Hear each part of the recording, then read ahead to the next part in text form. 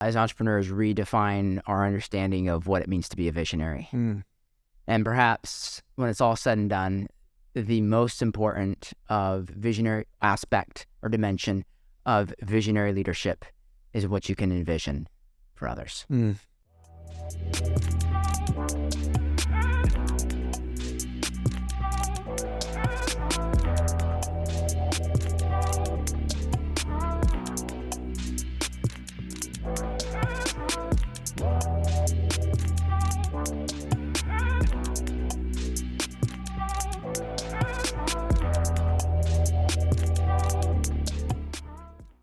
Welcome to another episode of the Profitable Property Management Podcast. I'm your host, Jordan Muela. Today, I have my brother from another mother, Danny Craig, in the house.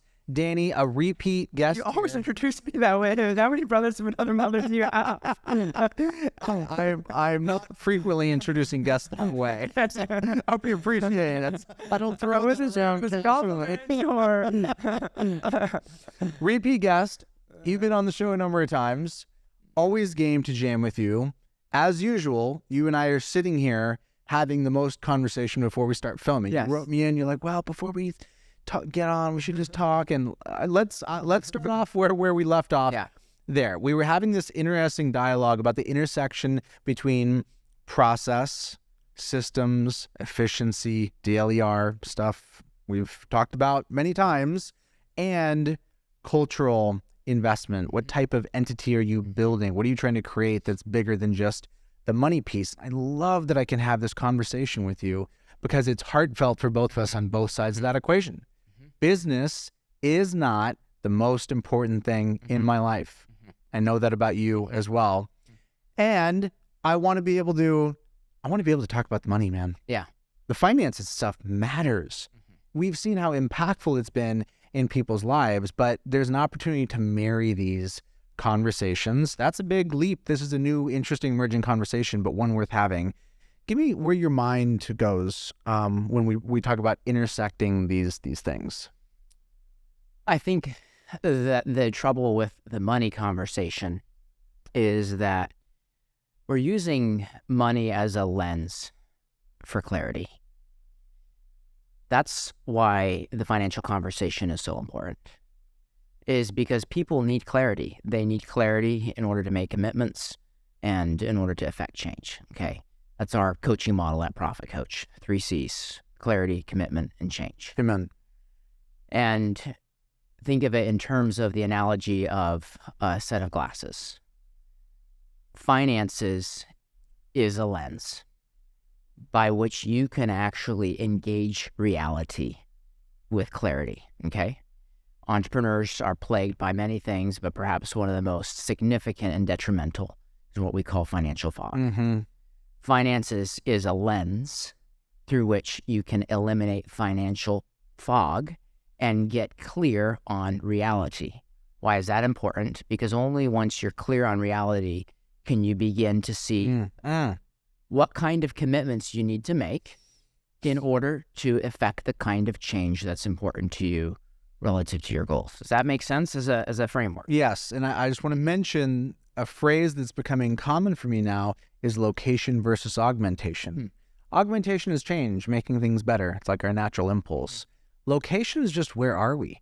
And it's incredibly underrated. People want to go to change, a lot less interest in just if we change nothing, what's the baseline? Right. That can feel like a hassle, but Yeah. you're highlighting how much value there is in just understanding the baseline. Think about the value of a GPS and the value of Google Maps for finding a restaurant without knowing where you are.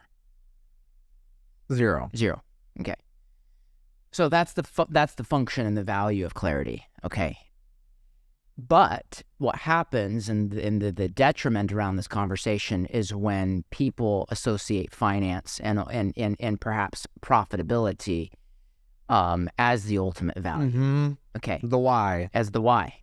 All right. Does that make sense? So we're distinguishing the lens from the destination that we're trying to perceive through the lens. Right.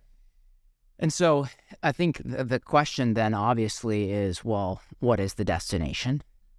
And even though we're named Profit Coach And I've devoted the last 6 years of my life to understanding the mechanics of financial performance in this industry. I actually don't believe that profit is the why. So what is the why? Can I take you on a journey of my entrepreneurial experience? Please walk me through it. I'm a Christian, and my high-level why is to glorify God and enjoy Him forever. And there's, different people have understanding of what that means. And for me, I had an understanding of nonprofit, community work, investing in people in a way that's fairly disconnected from business. And the purpose of business in my mind, as I got into entrepreneurship, was to be able to create a passive residual income that would sort of exist in a very clean box. And this cash would get kicked off into another box. Where all the meaning happens. Okay? Does this sound familiar? And whether or not it's a nonprofit box or it's the desert island experience as the sort of world in which Meaning container. meaning container, I think a lot of entrepreneurs divorce the business box from the meaning box. And yes. the only connection between those is passive income. Okay? See, I thought we were going to come on here and talk about money, but this is what I really wanted to talk about. Yes. And so the problem is that those two boxes don't just flow really nicely one from one to the other. Right.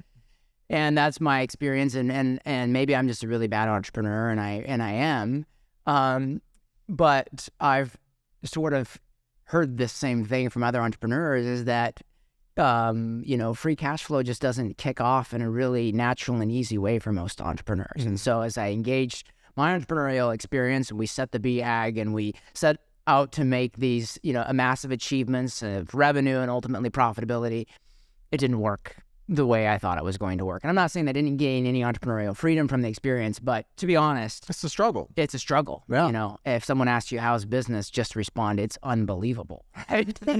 You really wouldn't believe. I got that from someone else here this week. It's unbelievable. It defies belief. It defies belief. Okay. And so the good news is that I was starting to reshape my understanding of meaning. And meaning was going from just being contained in this nonprofit separate box, and it was actually starting to enter the world of business. And God forbid. Yeah, and the way that was occurring is I realized even if I'm not getting all this free cash flow, and even if I'm not experiencing the freedom of time to do all these other amazing things, I'm changing. I'm becoming a new person, and it's brutal.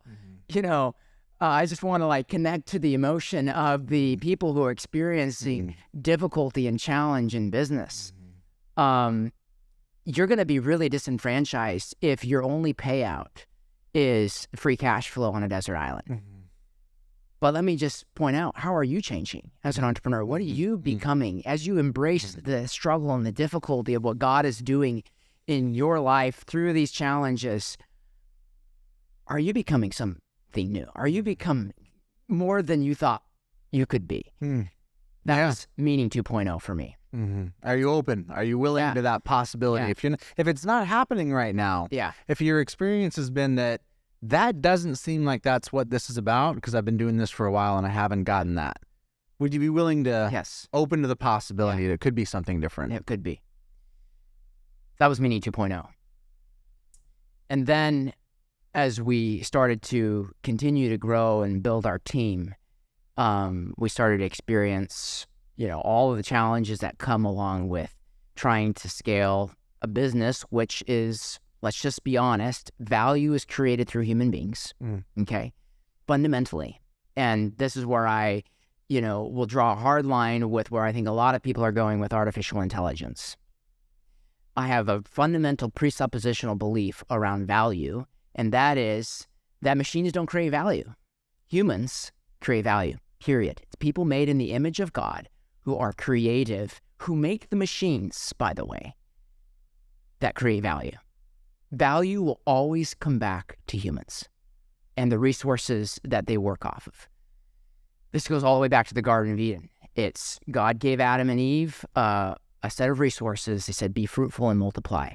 The whole premise around value creation is a human being made in the image of God who takes the resources, all of, whatever's on Google, and humans create machines that amass all of that and create more value, okay? So even artificial intelligence comes back to humans, okay? It's humans. Humans create value, all right? So Humans, got it. Clear. hang with me on this. Okay. So if I have a business made of humans, I have a business made of value creators. And my ability to create value in my business is going to be directly tied to my ability to enable the humans in my team to expand their value creation abilities. And what I realized was there was meaning 3.0 for me. And that is helping people become and achieve More than they thought possible. create more value in a way that's good for them, it's good for the business, it's good for the clients we serve. So that's my journey with business. It's my journey with meaning. And I'm not saying that that's everybody's why, but actually I kind of do believe that because we are humans made by God, that Crave connection at our core. that connection with other human beings and helping them become and achieve has to be very near the center of everyone's meaning and purpose in life. Yeah, life and civilization has been happening for some time now. Yeah. Before property management, before startups, Yeah. the way people organize, the way the meaning and significance that they look for, all the raw elements are there in business. If you're willing to look, if you're willing to be open to what's the danger, the threat there, Danny? If I think through, I find myself always drawn towards what's the opposing story. Let's talk through some of those. Here's one that comes to mind. Danny, what if these people turn on me? What if I get to know them, I open my heart, I get close with my staff members, and somebody betrays me, somebody knifes me in the back? What then? That would be really rough. I'm sorry. But bad things do happen in this world. And that's why we need more humans caring about other humans and helping them become and achieve more than they thought possible. What are you going to respond to the evil in the world with, saying, I'm just going to ignore it and I'm going to try to get away Isolate. I'm going to try to isolate, go have a nice life. So the juice is worth the squeeze. The only response to the evil you just described is good, invested in the lives of people. The risk of failure is worth the vision if the vision is clear enough, compelling enough. That, and it's that's a problem. You just gave me with a problem. You just gave me a problem. The only solution to that problem is investing in people, not getting away from them. I've heard Jeremy, our mutual friend, say before, I think the expression is something like, I could invest in these people, but then they could leave. And the retort is, well, what if you don't invest and they stay? Yeah, exactly. And then you're stuck with C players. You're stuck with C players in this self-fulfilling loop.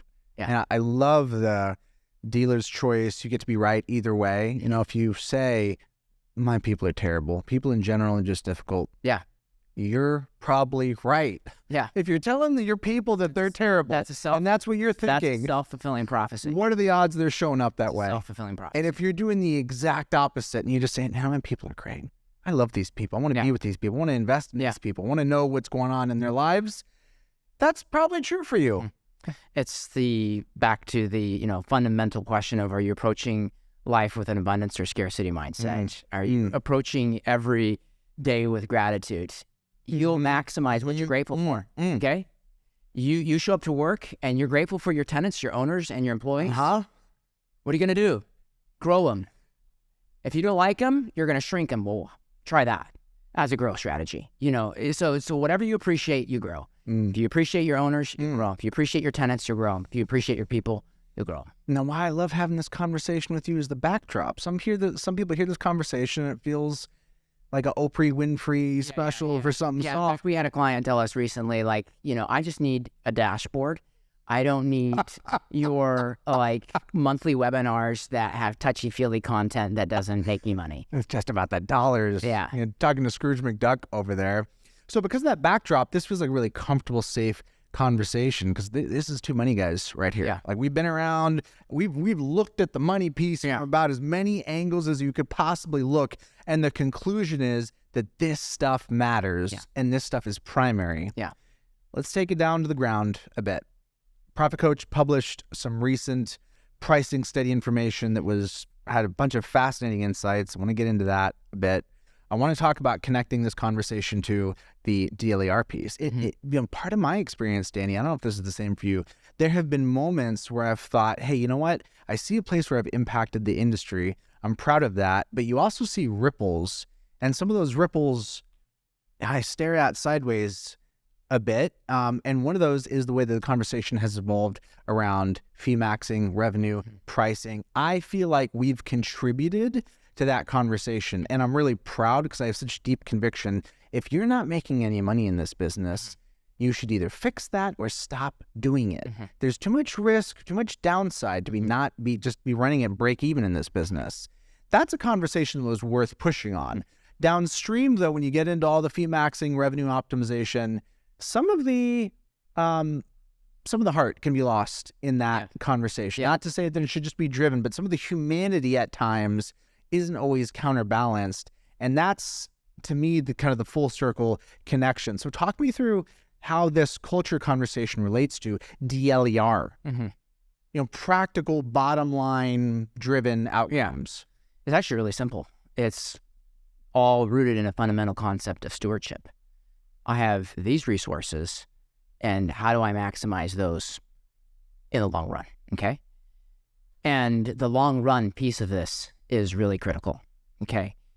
Because I think the challenge here is I believe, like I said earlier, we're made by God to take a little bit and make a lot out of it, okay? But you have to have some long-term thinking, all right?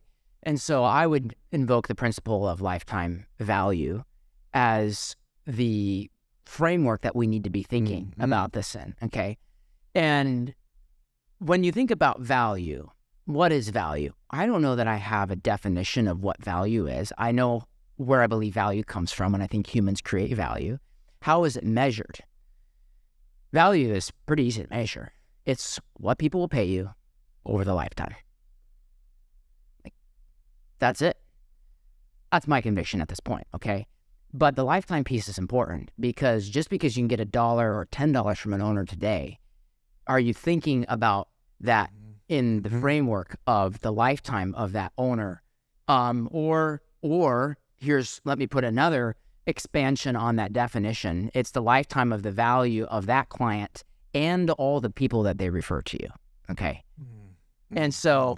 And I'm certainly borrowing from our mutual mentor, Steve Riddell. Amen. Okay. Amen. As we were, that was the point of the relationship. By the way. Yeah. And so that's, you got to have a long-term value creation perspective in order to really win at this game. Yes. It's not just in the short term, how much can I charge? It's in the long term, how much value can I create in such a mind-blowing way for this owner that he goes and tells the world.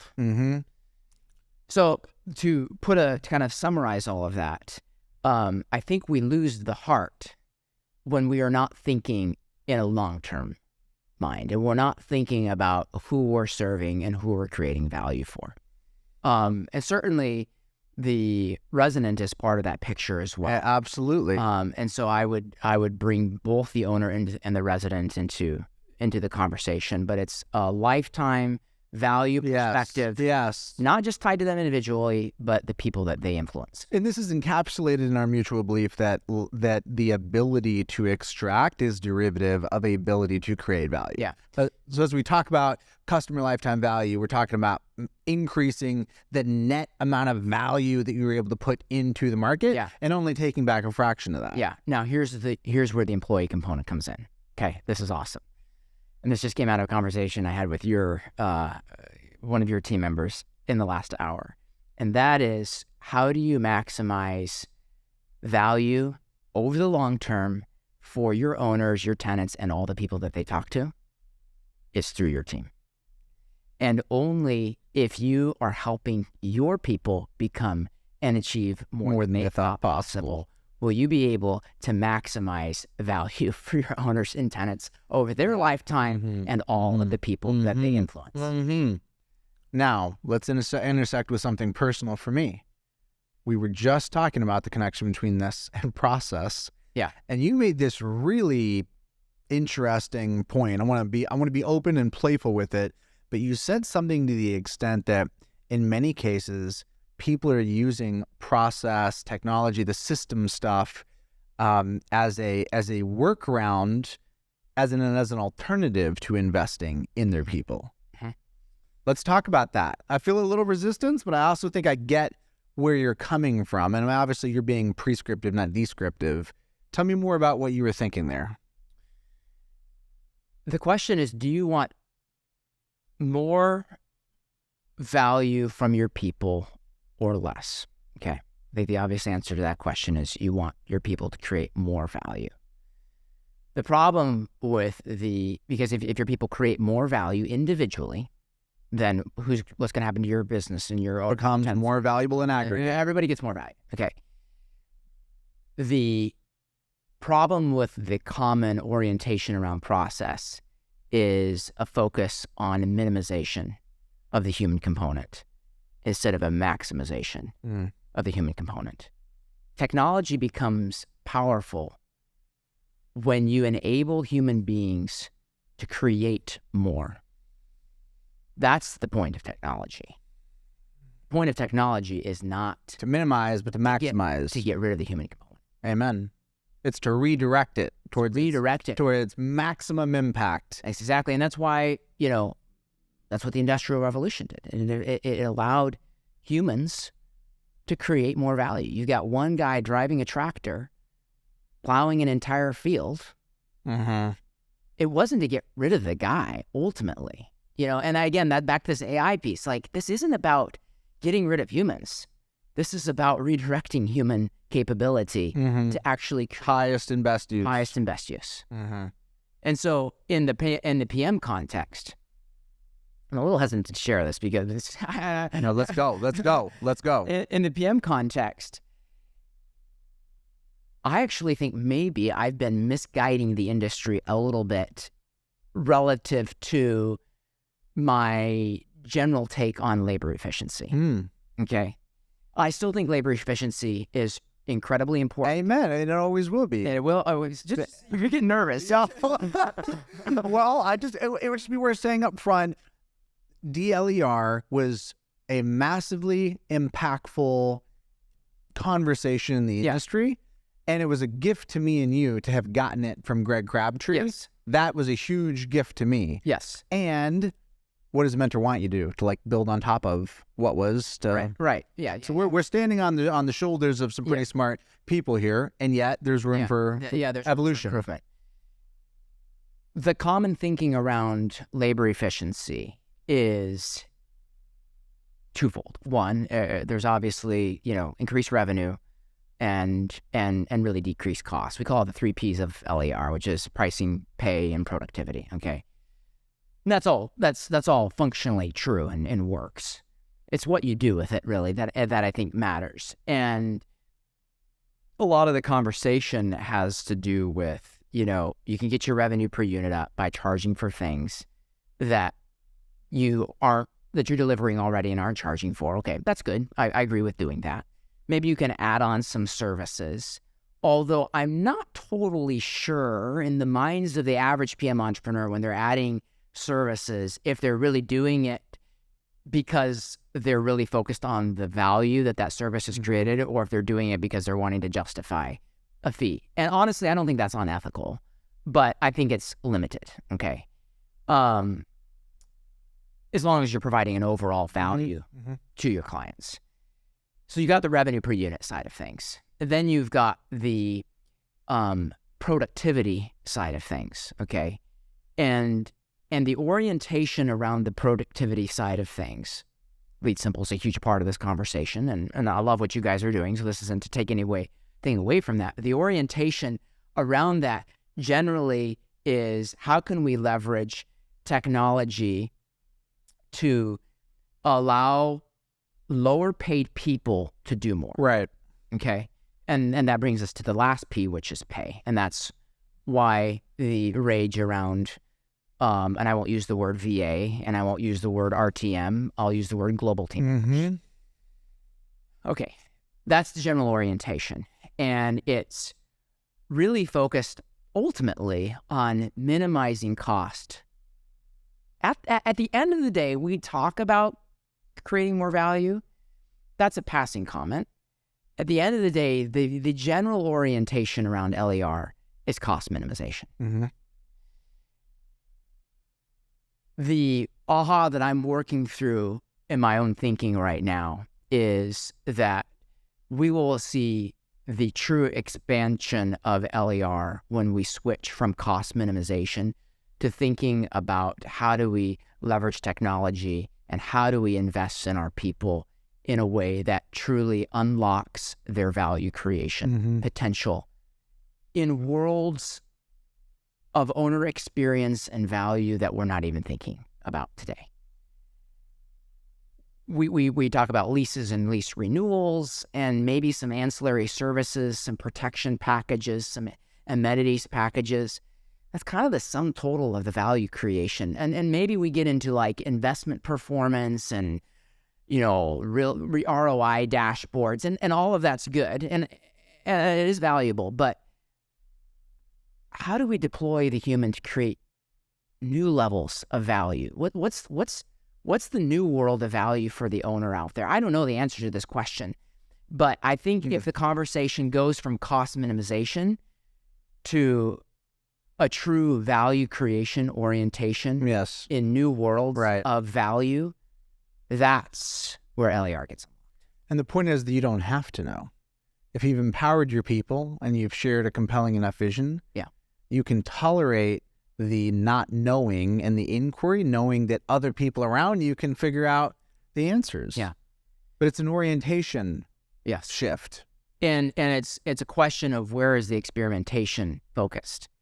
To me, the experimentation focused right now is, generally speaking, around cost minimization.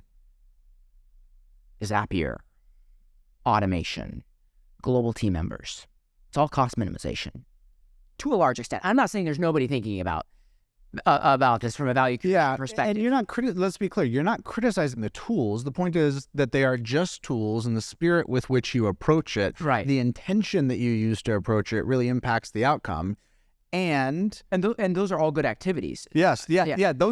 Those are valuable things. 100%. No caveat. Those are valuable things. But the value will be unlocked when fully unlocked when the focus of experimentation is on value creation. When we look at that global team member, and instead of the primary driver being that they were offshore, saying, I'm all in with this person. I'm fully invested in the development of that global team member in a tertiary market that I might never meet in person. I'm really invested. That's an exciting future to me. And the leverage that can come from that.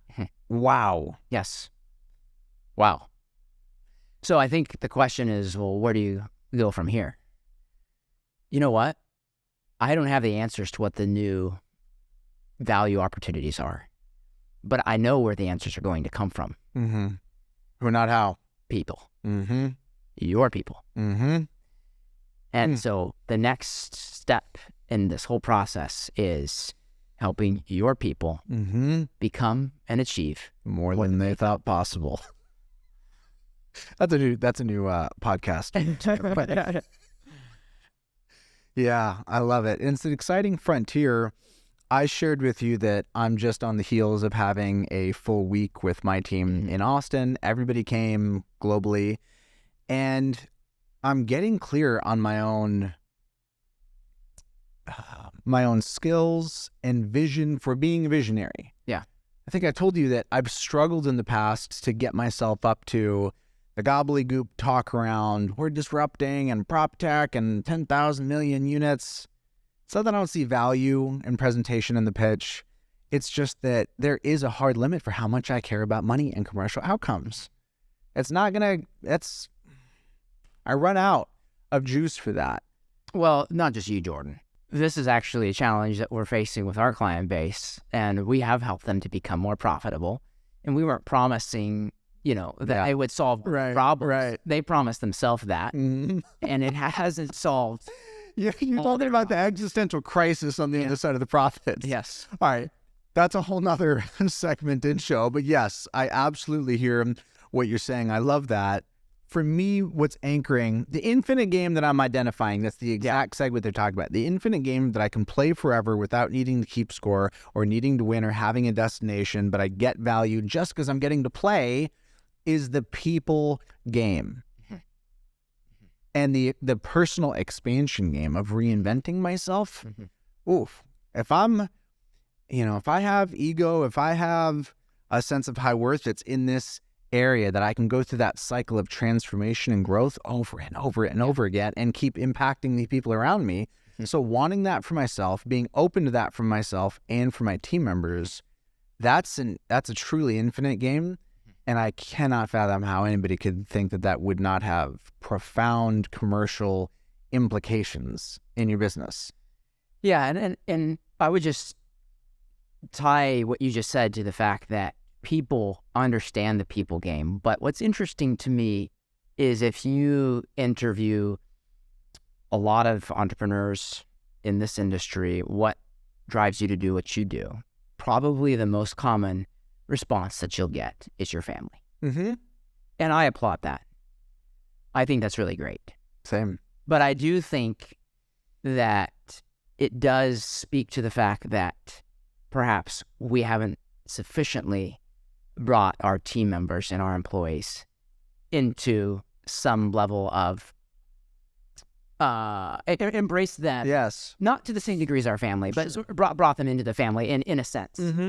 And we've limited our own potential because we're just thinking about the human element as it relates to my ability to separate myself and my cash and pull my cash out of my business into the other bucket. So into the other, exactly. Now we're back to the two buckets. Yeah. And that's all good. But I do think that's limiting, because your ability to create value is not just in your own family. I think that's the most important. Yeah. But your team is a huge part of what you have been given and trusted with as a resource that you're responsible to steward, I believe, before God. And your ability to steward that resource inside your business is going to, in large measure, define how much value you create that you can even give to your family after. New slogan. One bucket. One bucket. One bucket. Yeah. Invented here. Yeah.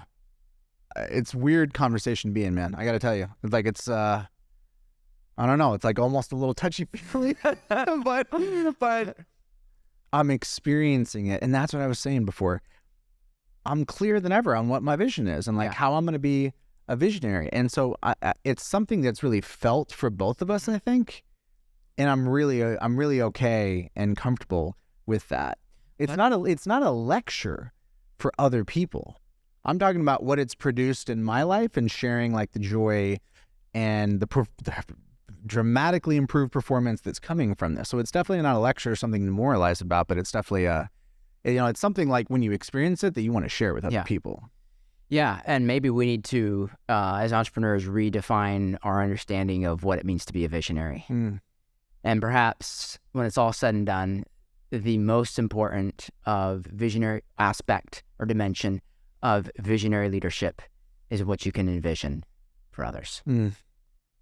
I don't do that very well, to be honest. When the rubber meets the road and, I've got a team member that drops the ball. Yeah. And you're in the moment. And I'm in the moment. It's like, how could you do this?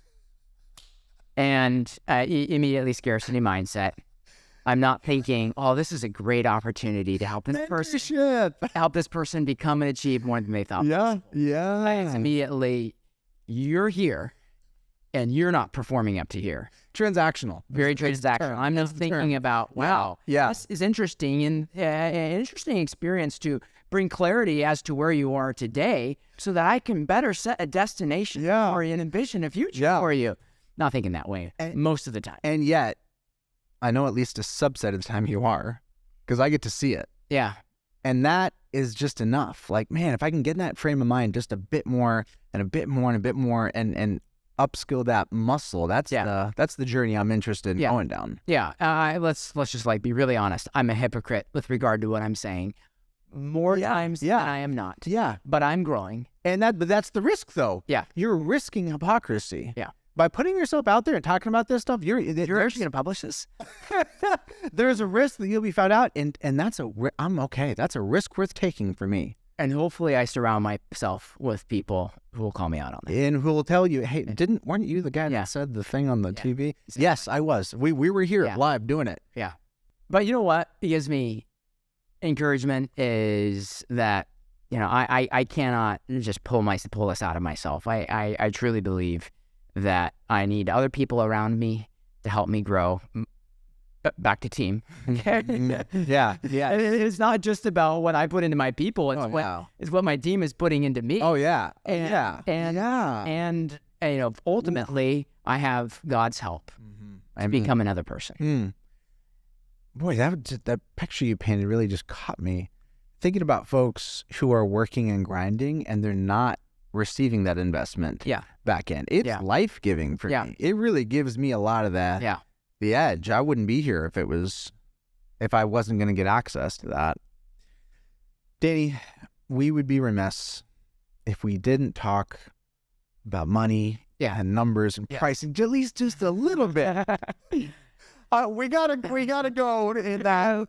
And man, there is some materially exciting stuff to talk about.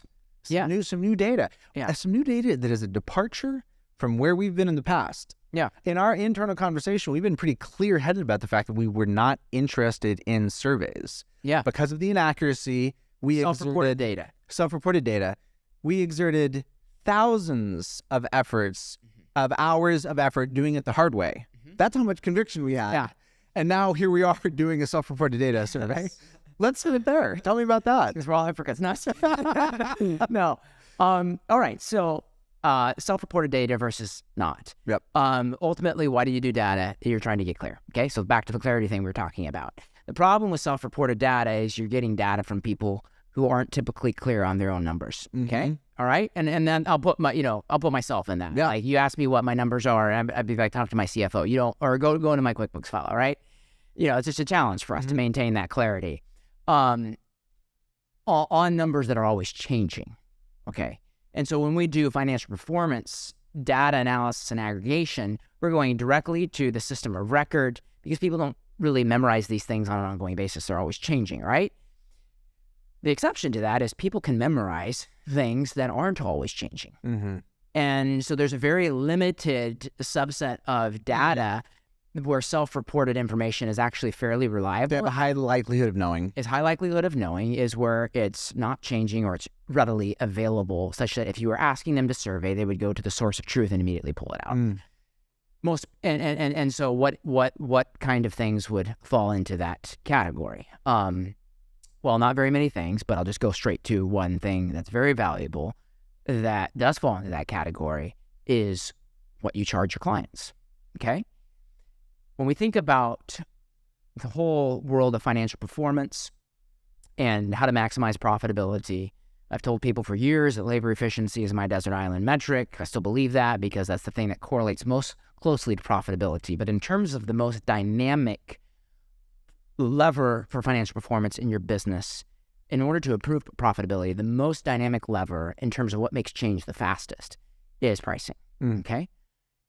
The problem is that in our industry, we actually don't have a lot of pricing information readily available to us. We have anecdotal conversations. We generally know the range of management fees, but when in a world where, decreasing amounts of revenue come from the management fee, knowing that the world charges somewhere between 8 and 10% of average rent is not very useful because we all know that. What we want to know is, especially in a world where unbundled pricing seems to be, generally speaking, driving higher revenue per unit, we want to know what is possible in the world of ancillary add-on revenue streams, okay? And so tying this all together, pricing is the most dynamic lever. We measure that in terms of a revenue per unit. How do you maximize revenue per unit? Generally speaking, there's two categories, management fees and other fees. You can go increase management fees, do it, knock yourself out. Okay, that's limited interest. Generally speaking, the opportunity around expanding revenue per unit comes with ancillary fees. And that's where the black box is. In terms of well-documented information around pricing. And so what we just did was completed the 2023 National PM Pricing Report, which was based off of a survey in which we went and sourced what we have documented to be or analyzed to be some of the most revenue-producing revenue streams, okay? And we identified about 29. There's others, but, these are some of the most significant ones. And I hope that list becomes obsolete very quickly, by the way, relative to the conversation we were just having 20 minutes ago around people thinking of new ways to create value. But we're measuring the ones that are somewhat widely most common. And you can go ask owners, what do you charge for this? And they can tell you. 29 categories. Yeah. Great. That's nice coverage right there. And so all of that to say, that's the world in which self-reported data is valuable. Now, immediately we come to an interesting question, which is, am I allowed to share this with you? Ooh. And it's pretty simple, okay? There's public and non-public information, okay? You can talk about public information. What's the difference between non-public and public information? I'm not an expert on this. I'll tell you what my attorney told me. And the litmus, a simple litmus test is public is what's on your website, and non-public is what you have to sign an NDA or a contract to see, okay? And so you can talk about public information. You do have to follow FTC, Federal Trade Commission guidelines around talking or sharing non-public information, okay? And the answer to that is you got to follow their policies. I'm not going to go into what those policies are, but the question is, who can that data be shared with and who can it be aggregated by? And the answer is that a third-party aggregator who's not in a competitive relationship with the people who are reporting the data can survey and receive that data set, aggregate it, and disseminate the aggregated form as long as they have at least 5 sources of data and not one of those sources represents more than 25% of the data pool, okay? So that's a basic understanding of what allows Profit Coach as a third-party aggregator to amass this data and present to the industry aggregated forms of the data that don't allow you to figure out what Joe in your market's charging, okay? You can't do that. That would allow for price fixing and all of that. But we can legitimately provide to the industry information that says, here's what's being charged on the range for each of these fees.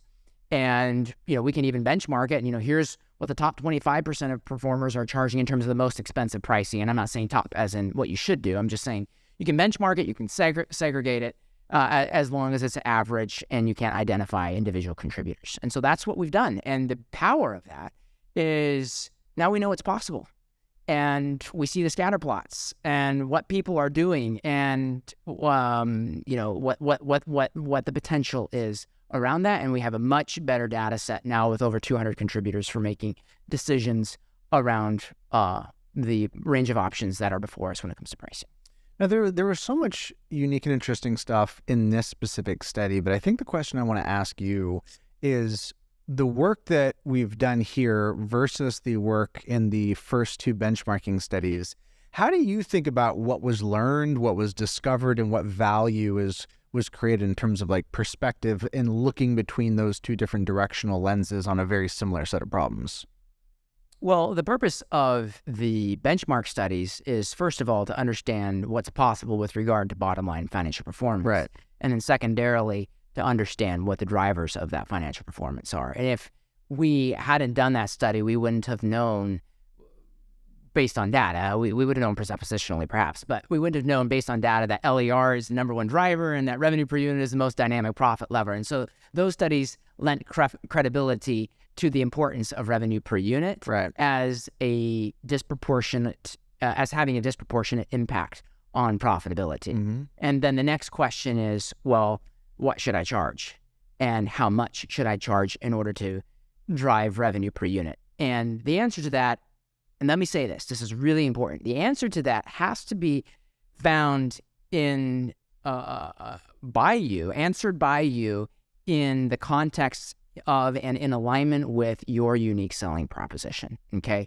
So I would never advise anybody to go and pick a fee and charge it just because Joe is charging it down the street. And you have no belief or conviction. And it makes him money. And I'm not saying you have to have some like 10-page thesis on why this creates value. Sure. But you have to You need to believe. You need to believe. Is there value associated to this or the package in which this finds itself?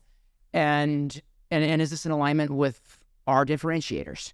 Okay. And so that's the conversation that you have to answer. I can't answer that for you, but I can feed you information around creative ways to, generate revenue and define value through pricing structures. And let me say this too. Pricing is an important way of defining value. Okay. Pricing revenue doesn't just automatically flow where value is created. Pricing matters. Pricing strategy, pricing science, pricing sophistication is extremely important because it has a way of defining the value that people are willing to pay for. And so that's the problem with the limited mindset around, I don't want to just nickel and dime people and charge a bunch of fees. I just want to give them one price for everything that they do and they'll love it. I'm sorry. That's generally not how people think because they won't be able to necessarily associate value to all the different components of what you do. They may not want a subset. And so pricing is an important part of value communication, okay? And value perception and value realization.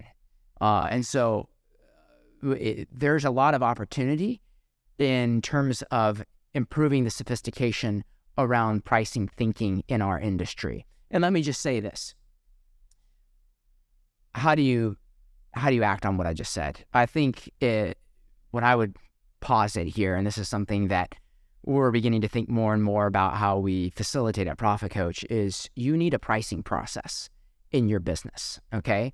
The analysis and the study and the research has been done by a group called Price Intelligently. They do analysis and service for recurring revenue businesses and price consulting. They've actually consulted Appfolio and I believe Buildium on their pricing strategy. But they did a study of recurring revenue businesses, which PM is, I don't know that PM was represented in the study, but PM is a recurring revenue business. And they were able to define that the growth in ARPU, or revenue per unit, over time was directly correlated to the frequency at which companies reviewed or made changes to the pricing. I believe that. And it was dramatic. Like, something like if you looked at your pricing once a year over a 5-year period, you had a 10% improvement. Okay. If you looked at it quarterly, the people that looked or made some kind of change to their pricing on a quarterly basis, experienced a more than 100% increase in revenue per unit over a period of about 4 or 5 years. And this is purely a proxy for attention, right? Yes. Yeah. I mean, and Jordan, I think you conventionalized the word operationalize in our industry, right? Operationalizing sales and marketing. I'm positing here it's time to operationalize pricing. You need a strategic pricing process in your business in which you're regularly coming back to the value conversation, a big picture value conversation. What is our differentiator? What do our clients, how do we create value for our clients? And how do we expand, change, or tweak our services and our value delivery model in order to maximize value? And then how do we price according to that to maximize the perception of value relative to our clients? Wow. We are ending a podcast when I feel like we need a round two. But that was great. Danny, I just want to say in summary, I love working with you. I'm so glad that we're here, and I'm enjoying the energy of being on this multi-year journey with you. I appreciate what you're creating and what you're adding to this industry. It's a lot richer with you here, man. Well, thank you. I'm really grateful for the opportunity. A lot of that came from you making that phone call or sending me that email and saying, hey, why don't you check out the PM. What do you think about property management? What do you think about property management? All right, brother. 17. Appreciate Thank you. Jordan here asking you, what do you got? What is a question you want to ask me? Can you stump me? Can you throw me something hard, perplexing, vexing, something you feel tied up in knots with? Throw it at me. I'll do my best to try and answer that question, to dissect it, to parse out the nuance and maybe help you get a bit more clarity. I'm looking for questions as the basis for creating content, and you're looking for answers as the basis for clarity. And wouldn't it be perfect if those two things matched up? Drop a comment, send me an email, jordan@leadsimple.com. Let's stay in the conversation. Peace.